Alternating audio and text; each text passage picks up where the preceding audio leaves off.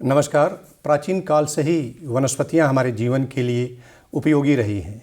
ऐसी ही एक महत्वपूर्ण औषधि वनस्पति है अश्वगंधा, जिसे आयुष मंत्रालय के राष्ट्रीय औषधि पादप बोर्ड द्वारा वैश्विक स्तर पर प्राकृतिक स्वास्थ्यवर्धक के रूप में बढ़ावा दे रही है। इसी विषय पर बातचीत करने के लिए हमारे साथ हैं काशी हिंदू विश्वविद्यालय वनस्पति विज्ञान विभाग के एसोसिएट प्रोफेसर और अश्वगंधा जागरूकता अभियान के प्रधान अन्वेषक डॉक्टर सतीश कुमार वर्मा। डॉक्टर साहब, कार्यक्रम में आपका बहुत बहुत स्वागत है। नमस्कार। कहा जाता है कि औषधियों का हमारे जीवन में काफ़ी उपयोग है, तो जो ये अश्वगंधा जागरूकता अभियान आयुष मंत्रालय द्वारा चलाया जा रहा है, तो इसके मुख्य उद्देश्य क्या हैं? देखिए, अश्वगंधा अभियान का मुख्य उद्देश्य है कि इसके उपयोग में आम जनता के बीच में इसको बढ़ावा देना और इसके कल्टीवेशंस को भी बढ़ावा देना है और इस पौधे को घर घर तक पहुंचाना है। जैसे कि अश्वगंधा, इसका वैज्ञानिक नाम विथेनिया सोमनीफेरा है, सोलेनेसी कुल का ये पौधा है और यह बहुत ही महत्वपूर्ण औषधि वनस्पति है जिसका उपयोग हमारे आयुर्वेदा में हज़ारों सालों से वर्णित है और उपयोग में रहा है। अभी हाल में ही कोविड-19 के दौरान इसका उपयोग बहुत ज़्यादा बढ़ा है, विश्व स्तर पर बढ़ा है। तो गवर्नमेंट चाह रही है कि इस पौधे को हम लोग घर घर तक ले जाएं और लोग इसका उपयोग बढ़ाएं। और हमको लगता है कि कोरोना के बाद ही इस अभियान की शुरुआत भी हुई है। हाँ, इसी के बाद ही 22 और 23 में इसकी शुरुआत हुई और भारत सरकार मिनिस्ट्री ऑफ आयुष ने अपने पादप बोर्ड के द्वारा भारत की कई संस्थाओं में ये परियोजना फंड की है। उसमें एक वनस्पति विज्ञान विभाग काशी हिंदू विश्वविद्यालय की परियोजना मिली, जिसके तहत हम लोगों ने बहुत सारे कार्यक्रम अश्वगंधा पे, जैसे बच्चों के बीच में जागरूकता अभियान के तहत उनके बीच में प्रतियोगिताएं, निबंध प्रतियोगिताएं, भाषण और कई कार्यशालाएं भी की है। और इसको बढ़ावा देने बढ़ावा देने के लिए कि बच्चे अगर जानेंगे तो अपने घर में जाके अपने घर वालों को बताएंगे और जिससे इसका उपयोग बढ़ेगा, लोग इसके कल्टीवेशंस के बारे में भी जानेंगे। तो अश्वगंधा के क्या क्या फ़ायदे हैं? जैसा कि अभी हम बात कर रहे थे कि इसका आयुर्वेदा में बहुत वर्णन है, तो इसकी जड़ों में जो पाए जाने वाले फाइटोकेमिकल्स हैं वो हमारी प्रतिरोधक क्षमता को बढ़ाते हैं, इम्यूनिटी को इन्हांस करते हैं और हमें तनाव मुक्त करते हैं।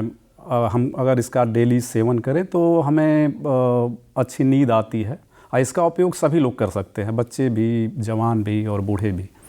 और एक तरह से कहा जाए कि प्रतिरोधक क्षमता बढ़ने की वजह से जो अन्य बीमारियां हैं उनके भी होने की खतरा कम हो जाती है। हाँ, ये औषधि पौधा जो है ना, समग्र स्वास्थ्य के लिए बड़ा लाभकारी है, क्योंकि प्रतिरोधक क्षमता, इम्यूनिटी और तनाव, ये दोनों ऐसी चीज़ें हैं जिससे और बीमारियां जुड़ी हुई होती हैं। अगर ये दोनों हमारा शरीर अगर इन दोनों से मुक्त हो तो हमें कोई और बीमारी नहीं होगी, 90% तो नहीं होगी। तो इसलिए गवर्नमेंट चाह भी रही है कि इस पौधे का उपयोग बढ़े और इसका कल्टीवेशंस भी बढ़े। और इसके क्या फ़ायदे हैं? जैसे ये तो हो गई कि भाई निद्रा कम लगेगी, मतलब नींद अच्छी आएगी, इम्यूनिटी बढ़ेगी, और इसके क्या फ़ायदे हैं खास करके हमारे किसान भाइयों के लिए? और जैसे कि मैंने बताया कि समग्र स्वास्थ्य के लिए लाभकारी है, तो इससे हमारा हार्मोन भी संतुलित रहता है और इसके कल्टीवेशन से, अगर किसान इसका कल्टीवेशंस करते हैं, और गवर्नमेंट चाह भी रही है चूँकि किसानों के पास खेत कम होता जा रहा है, तो जो छोटे किसान हैं खासकर, अगर इसकी खेती करें तो जो रिसर्च बताता है कि अगर 20 से 25 हज़ार की लागत से अगर वो 1 हेक्टेयर में इस पौधे का रोपण करें तो उनको करीब 1 लाख से 1.5 लाख तक फ़ायदा भी होगा। डॉक्टर साहब, जो भी हमारे किसान भाई अश्वगंधा की खेती करना चाह रहे हैं, तो एक तरह से कहा जाए कि पूर्वांचल के लिए जी किस तरह की प्रजातियों का चयन करें और किस तरह की भूमि होनी चाहिए अश्वगंधा की खेती के लिए? अश्वगंधा की जो एक प्रजाति अश्वगंधा विथेनिया सोमनीफेरा, वही काफ़ी नोन है और यह प्रजाति भारत के कई प्रदेशों में उगाई जाती है और किसान, खासकर ये पौधा शुष्क जलवायु का ये पौधा है, तो इसको पानी की कम ज़रूरत पड़ती है। जहाँ पे बारिश कम हो, जैसे 50 से 80 सेंटीमीटर तक अगर बारिश हो और पानी का लगाव ना हो खेत में, खेत बलुहट हो, जैसे दोमट मिट्टी इस तरह की अगर मिट्टी हो तो ये पौधा बहुत अच्छा प्रोडक्शन देता है, इसकी प्रोडक्टिविटी बढ़ जाती है और इसमें जो पाए जाने वाले तत्व हैं, जो प्रिंसिपल हैं, एक्टिव प्रिंसिपल, वो भी उसकी गुणवत्ता बढ़ जाती है अगर मिट्टी मिट्टी अच्छी हो, क्षारीय होनी चाहिए, जैसे pH 7 से 8 pH हो। पानी नहीं लगना चाहिए, जहाँ पे पानी लगता है पौधा उसके लिए उपयुक्त नहीं है उस जगह के लिए। और इसके लिए बीज का मतलब चयन, और एक तरह से कहा जाता है कि इसकी नर्सरी तैयार करनी पड़ती है। हाँ। तो इसकी नर्सरी किस तरह से हमारे जो किसान भाई तैयार करें? जैसे इसका फ्रूट बेरीज होता है ना, तो इसमें बहुत सारे सीड्स होते हैं छोटे छोटे, तो रेड फ्रूट होता है और सीड से आप जो है इसकी नर्सरी तैयार कर सकते हैं। इसमें अंकुरण 10 से 15 दिन के बीच में अंकुरण आ जाता है और करीब 30 दिन से 40 दिन का पौधा जो है फिर से ट्रांसफ़र करने के लिए आप फील्ड में आप इसको उसका रोपण कर सकते हैं। तो मतलब जो एक तरह से कहा जाए कि नर्सरी 30 से 35 दिन में तैयार हो जाती है। 30 से 35 दिन में इसकी नर्सरी तैयार हो जाएगी और फिर आप इसको प्लांट कर सकते हैं और ये पौधा करीब 6 महीने 180 दिन से 200 दिन तक में तैयार हो जाता है। लगाने का तरीका है रीज मेड़ बना करके हमारे किसान मेड़ बना के लगा सकते हैं, जहाँ पे जैसे कि ऐसा ना हो कि मिट्टी वहाँ की ज़मीन जो है पानी ना लगे, है ना, ऊंचास ज़मीन रहे और मेड़ लगा के, जैसे बैगन होता है तो ये बैगन के कुल का ही पौधा है और उतनी हाइट भी होगी, तो उसी तरह से रखें कि पानी अगर आप देते हैं तो वहाँ पानी रुके ना, वेल ड्रेन्ड सॉइल होनी चाहिए, वेल ड्रेन्ड फील्ड होनी चाहिए कि पानी अगर अधिक लगेगा तो पौधा, है ना, उतना अच्छी प्रोडक्टिविटी और उसकी क्वालिटी उतनी अच्छी नहीं होगी। और एक तरह से कहा जाए कि लाइन से लाइन और पौध से पौध की भी दूरी जो है मेंटेन करनी। हाँ, मेंटेन करें, 1 से 1.5 फीट अगर दूरी रहेगी तो पौधा अच्छे से ग्रो करेगा। और इसकी जड़ें, क्योंकि जड़ें ही बहुत ही महत्वपूर्ण है इसकी, तो इसकी हार्वेस्टिंग जड़ों की ही की जाती है। जड़ों में ही पाए जाने वाले जो तत्व हैं वो हमारे लिए उपयोगी हैं। डॉक्टर साहब, बात आती है कि एक तो औषधीय पौधा है, तो खाद और उर्वरकों को भी एक तरह से कहा जाता है कि अगर खेती करना है व्यावसायिक दृष्टिकोण से तो प्रयोग करना पड़ता है, तो खाद और उर्वरकों का भी प्रयोग किया जाता है इसमें। देखिए, इस पौधे को, है ना, मैं बताया कि शुष्क जलवायु का पौधा है, इसको बहुत खाद की भी फर्टिलाइज़र की ज़रूरत नहीं है, तो इसीलिए अगर किसान इसकी खेती करते हैं तो उनको बहुत ज़्यादा फर्टिलाइज़र का यूज ही नहीं करना है। ये पौधा शुष्क जलवायु में, मिट्टी अगर क्षारीय है तो उसमें बहुत अच्छे से ग्रो करेगा। आपको फर्टिलाइज़र यूज करने की, जो केमिकल फर्टिलाइज़र, उसकी ज़रूरत भी नहीं है, क्योंकि केमिकल फर्टिलाइज़र का और भी उसका दुष्प्रभाव इस पौधे पे पड़ सकता है। तो जो इसका कल्टीवेशंस बहुत ही नॉर्मल सॉइल में, कम लागत में, कम फर्टिलाइज़र के यूज़ से किया जा सकता है। जो घरेलू फर्टिलाइज़र हैं, आपके गोबर की खाद है, इस तरह की खाद से आप इसका कल्टीवेशंस। और सिंचाई की किस तरह से? सिंचाई की ज़रूरत ही नहीं है, मैं बताया ना कि शुष्क जलवायु का पौधा है। जैसे अगर साल में 50 से 80 सेंटीमीटर तक बारिश होती है तो पौधा उसमें बहुत ही अच्छे से, इसीलिए भारत के जो ऐसे स्टेट्स हैं, उत्तर प्रदेश का और नॉर्दर्न रीजन और मध्य प्रदेश, राजस्थान और गुजरात में ये पौधा बहुत ही अच्छे से ग्रो करता है। डॉक्टर साहब, कितने दिन में जो हमारा ये अश्वगंधा का पौधा है तैयार हो जाता है, और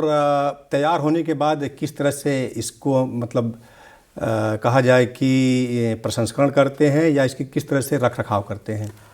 और तैयार होने में जैसे इस पौधे को ट्रांसप्लांट करेंगे नर्सरी के बाद, तो करीब 180 दिन से लेकर 200 दिन तक लगता है इसको फ्लावरिंग और फ्रूटिंग आने में। जैसे ही फ्रूटिंग आ गई तो पौधा मैच्योर हो जाता है हार्वेस्ट करने के लिए।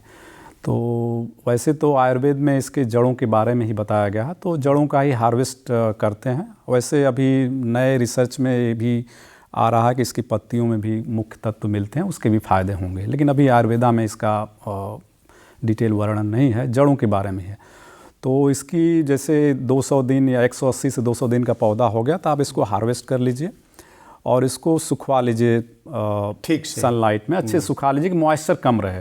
अगर मॉइस्चर रहेगा तो आप रखेंगे उसमें तो बहुत सारे फंगस लग जाते हैं जो सही नहीं है, इसको डिटेरियोरेट करेंगे। तो आप इसको जितना अच्छे से सुखवा लेंगे, सुखवा के आप इसका अगर घर में रखना चाहते हैं तो घरेलू यूज के लिए, जैसे हल्दी को सुखवा के हम पीस के यूज करते हैं, तो इसको सनलाइट में सुखवा कर आप इसको पीस लीजिए और इसका पाउडर का उपयोग कर सकते हैं। और किसान अपने लिए भी इसका, हाँ, अपने लिए भी घरेलू, ये पौधा इतना प्रमाणित है, मतलब इसके उपयोग इतने प्रमाणित हैं कि गवर्नमेंट चाह रही कि घर घर तक पौधा लगे और इसको लोग डेली यूज में लाएं, सभी लोग, मतलब बच्चे हों चाहे जवान हों, बूढ़े हों, सब लोग इसका उपयोग करें। डॉक्टर साहब, बनारस हिंदू यूनिवर्सिटी और राष्ट्रीय औषधीय पादप बोर्ड किस तरह से इस जागरूकता अभियान को आगे बढ़ा रहे हैं या इस दिशा में किस तरह से काम कर रहे हैं? भारत सरकार का एक आयुष मंत्रालय है, उसी के तहत नेशनल मेडिसिनल प्लांट बोर्ड काम करता है और वो विभिन्न प्रकार के औषधि पौधों की परियोजनाएं चलाता है देश भर में। उसी के तहत जो है अश्वगंधा पे भी अश्वगंधा ए हेल्थ प्रमोटर करके एक स्कीम लॉन्च हुआ, चूँकि ये पौधा बहुत ही उपयोगी है। तो और उसी के तहत भारत सरकार ने, आयुष मंत्रालय ने कई संस्थाओं को पूरे देश में फंड दिया है। उसमें हमारा वनस्पति विज्ञान विभाग, काशी हिंदू विश्वविद्यालय को भी ये फंड मिला है, जिसके तहत हम लोगों को इस पौधे का वितरण करना है घरों घरों में, स्कूल के निःशुल्क। हाँ, निःशुल्क वितरण है और घर घर तक इस पौधे को पहुंचाना है और उसके प्रति लोगों को जागरूक करना है। जैसे स्कूल के माध्यम से, गवर्नमेंट स्कूल हो, प्राइवेट स्कूल हो या कॉलेज हो या गांव में जाकर, तो हम लोगों ने बहुत सारे कार्यक्रम चलाए हैं और चला रहे हैं कि ये परियोजना जो है, जैसा सरकार का उद्देश्य है वो उससे लोग लाभान्वित और इसकी उपयोगिता के बारे में भी उपयोगिता के बारे में हम लोग बता रहे हैं। और हमारा जैसे आयुर्वेद में बहुत सारे वैद्य लोग हैं, प्रैक्टिशनर्स हैं, तो उनको भी हम लोग लेके जाते हैं कि कोई ऐसा क्वेश्चंस हो लोगों का कि इसका उपयोग के बारे में, तो लोग उसको बता सकें। तो इसके प्रति हम लोग बहुत सारी जैसे कार्यशालाएं स्कूल में, कॉलेज में, गांव में हम लोग कराए हैं कि जिससे लोग जागरूक हों और एक तरह से कि इसको हेल्थ प्रमोटर के रूप में आप लोग विकसित कर रहे हैं। हाँ, वो एक गवर्नमेंट, उस स्कीम का नाम ही है अश्वगंधा ए हेल्थ प्रमोटर। तो ये चाह रही है गवर्नमेंट की एक पौधा जो है हर घर में ये पौधा पहुंच जाना चाहिए और इसकी उपयोगिता जो है लोगों के काम में आवे। डॉक्टर साहब, जैसे ये तो एक तरह से कहा जाए कि मेडिसिनल प्लांट है, औषधीय पौधा है, तो किसानों को किस तरह से आप लोग ट्रेनिंग देते हैं? किसानों को जैसे हम लोग गांव में छोटे छोटे वर्कशॉप करते हैं और जो किसान इसकी खेती करने के बारे में थोड़ा जागरूक है या जानना चाहते हैं, तो उसके लिए हम उनको बुला के और कुछ एग्रीकल्चर, अपने इंस्टीट्यूट ऑफ एग्रीकल्चर साइंस के जो साइंटिस्ट हैं उनसे मिलकर किसानों को बताते हैं कि इसकी खेती आप कैसे करेंगे और इसकी खेती करने के बाद आपको क्या लाभ मिलेगा, है ना। कि आप 1 एकड़ खेती करेंगे या आपके पास जितनी भी उपलब्ध भूमि है तो उसमें खेती करेंगे तो कितना आपको फ़ायदा होगा। और इस स्कीम का केवल ये उद्देश्य नहीं है कि केवल औषधि गुणों को बढ़ावा देना है, उसको जागरूक करना, बल्कि इसमें फार्मर्स का इनकम भी बढ़े, किसान ग्रामीण क्षेत्र का जो अर्थव्यवस्था है और आर्थिक स्थिति है उसको भी सुदृढ़ करना है। तो साथ साथ दोनों उद्देश्य है कि केवल औषधि के बारे में लोग जाने ना, बल्कि उससे उनकी आय भी बढ़ सके, जिससे उनकी समृद्धि हो सके, मतलब स्वास्थ्य भी रहे और आय भी बढ़े। जी डॉक्टर साहब, अभी हाल ही में अश्वगंधा को जीआई टैग मिला है। जीआई टैग मिलने से हमारे किसानों को किस तरह से फ़ायदा होगा? जीआई टैग जैसे गवर्नमेंट आइडेंटिफिकेशन, जैसे भौगोलिक सांकेतिक एक पहचान है उस पौधे की उस क्षेत्र के लिए। तो जैसे आप IPR सुने, इंटेलेक्चुअल प्रॉपर्टी राइट, उसमें पेटेंट होता है और कॉपीराइट होता है, उसी तरह एक जीआई टैग होता है। तो ये पौधा चूँकि बहुत इम्पॉर्टेंट है और इसको अभी जनवरी के महीने में 2026 में इसको जीआई टैग गवर्नमेंट ने दिया है, या प्रमाण दिया है कि यह पौधा उस जगह पे, है ना, उस जगह पे उस पौधे के गुण, इसकी क्वालिटी और क्वांटिटी दोनों बेहतर है। तो इससे क्या होता है कि उस क्षेत्र की पहचान बढ़ती है उस पौधे को लेकर, और ये पौधे की जो इंटेलेक्चुअल प्रॉपर्टी है वहाँ पे प्रोटेक्ट होती है कि इस नाम से कोई और इसका कमर्शियल दुरुपयोग ना कर सके। ऐसे एक फ़ायदा होगा वहाँ के किसानों को कि किसान की आमदनी बढ़ेगी, क्योंकि इसकी मांग बढ़ेगी।